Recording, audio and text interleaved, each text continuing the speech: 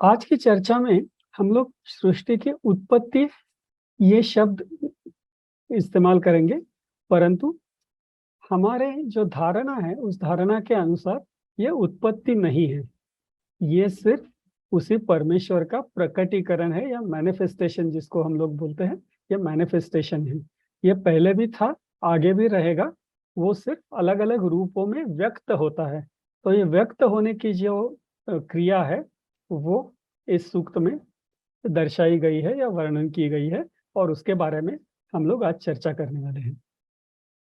अभी हम लोग पुरुष सूक्त के विषय में चर्चा करेंगे। पुरुष सूक्त क्या है, वो कहाँ पे है, किसने लिखा है? तो सबसे महत्वपूर्ण चीज ये है कि पुरुष सूक्त ये मेरे ज्ञान के आधार पर सबसे महत्वपूर्ण सूक्त है। और मैं ये इसलिए कह रहा हूँ क्योंकि ये एक ही सूक्त ऐसा है जो चारों वेदों में आता है। चारों वेदों में पूर्णतः पुरुष सूक्त आता है। कुछ कुछ उसमें फर्क है, कुछ कुछ बदलाव है, बट उसके अलावा पूरे चारों वेदों में पूरी तरह से ये सूक्त हमें दिखाई देता है। दूसरी बात यह है कि हम जो भी सर्वसाधारण पूजा करते हैं या यज्ञ करते हैं, उसमें भी पुरुष सूक्त का उपयोग किया जाता है। वो सभी मंत्र या वो सभी पूजा पुरुष सूक्त के आधार पर की जाती है। तो ये दो कारण हैं कि पुरुष सूक्त मुझे लगता है कि सबसे महत्वपूर्ण सूक्त है, और इसलिए मैंने ये सूक्त के बारे में विश्लेषण किया है।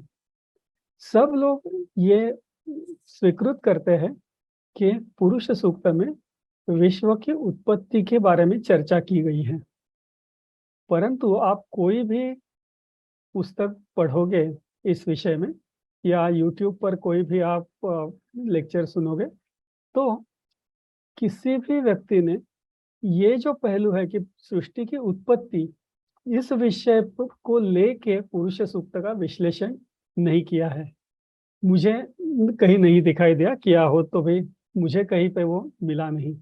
तो इसलिए मैंने वैज्ञानिक दृष्टिकोण से इस सूक्त का पूरा विश्लेषण किया है, और मुझे इस सूक्त में बहुत से ऐसे वर्णन मिले जो आजकल जो प्रचलित मॉडर्न थियरीज है उससे मिलते जुलते हैं।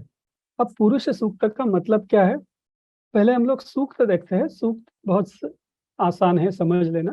मंत्रों के समुच्चय को या संग्रह को सूक्त कहते हैं। जिसे हम लोग स्तोत्र भी जैसे मानते हैं, तो स्तोत्र जो होता है वो साधारणतः श्लोकों का संग्रह होता है, उसे स्तोत्र कहते हैं। और मंत्रों का जो समुच्चय होता है उसे सूक्त किया कहा जाता है। सूक्त का अर्थ बहुत सिंपल है। सूक्त, सुउक्त, बहुत अच्छी तरह से बताई गई चीज, उसे सुउक्त या सूक्त कहा जाता है। अब ये पुरुष क्या है, पुरुष को लेके काफी संभ्रम हमारे बीच रहा है और हमेशा रहता है। आप काफी बार सुनोगे कि पुरुष सूक्त क्यों है, स्त्री सूक्त क्यों नहीं है, क्या वेदों में पुरुष और स्त्री के बीच में भिन्नता प्रकट, पुरुष को ही महत्व दिया गया है? ऐसा कुछ भी यहाँ पे नहीं है। सो पुरुष का अर्थ क्या है, पुरुष शब्द का जो विश्लेषण है, जो आप यहाँ पे देख सकते हो, तो पूरी शयनात इस तरह से उसका विश्लेषण किया जाता है। और मैं नम्रता से कहूंगा कि वो विश्लेषण गलत है। आप कोई भी पुस्तक पढ़ोगे, आप कोई भी व्याख्यान सुनोगे, तो उसमें कह देते हैं पूरी शेते या पूरी शयनात, ये पुरुष का अर्थ है। पूरा का अर्थ होता है जिसे हम दिखा सकते हैं ऐसी जगह, उसको पूरा कहते हैं।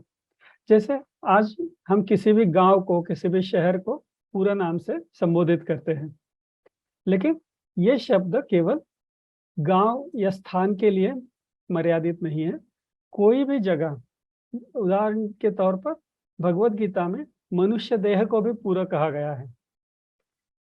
तो पुरुष सूक्त के संदर्भ में ये जो संपूर्ण सृष्टि है उसे पूरा कहा जाता है। और उस पूरा में जो शयन करता है, जो निद्रिस्त है, जो सोता है, वो पुरुष पूरे शयनात्। परंतु अगर हम सोचे कि ये सृष्टि में सो रहा है, निद्रा कर रहा है, निद्रिस्त है, तो वो कुछ कार्य नहीं कर सकता। अगर वो कार्य नहीं कर सकता, वो तो सृष्टि की तरफ उसका कुछ उपयोग नहीं है। यहाँ पे क्या हुआ है, बहुत से विज्ञानों ने, बहुत से पंडितों ने एक महत्वपूर्ण अक्षर में भेद किया है। पुरुष शब्द में जो श आता है वो इस तरह का श है, जो कृष्ण में आता है वो श है। लेकिन शयन में जो श आता है वो शंकर में आता है वो श है। और बहुत से लोगों ने गलत श का संदर्भ लेके शयनात अर्थ उससे निकाला है। अगर हम सही अर्थ और सही श का इस्तेमाल करते हैं तो उसका अर्थ पूरा उषयति, मतलब पुरुष पूरा में जो उषा लाता है। उषा मतलब क्या, जो प्रातः काल का समय रहता है, अर्ली मॉर्निंग डॉन टाइम, उसे हम उषा कहते हैं। तो उषा जब होती है तो क्या होता है, पृथ्वी पर सूर्य प्रकाश आने लगता है, पृथ्वी कार्यशील होती है, हमें ऊर्जा मिलती है, एनर्जी मिलती है, सब क्रियाएं चालू हो जाती है। इस अर्थ से ये उषा शब्द का प्रयोग किया जाता है। तो योग्य श का हम अगर उपयोग करें तो पूरे विश्व में जो उषा लाता है उसे पुरुष कहते हैं। तो ये पुरुष कोई व्यक्ति नहीं है, ये एक ताकत है, ये एक शक्ति है, ये एक ऊर्जा है। ये ना तो पुरुष रूपी है, ना तो स्त्री रूपी है, ना तो मनुष्य रूपी है, ना तो प्राणी रूपी है।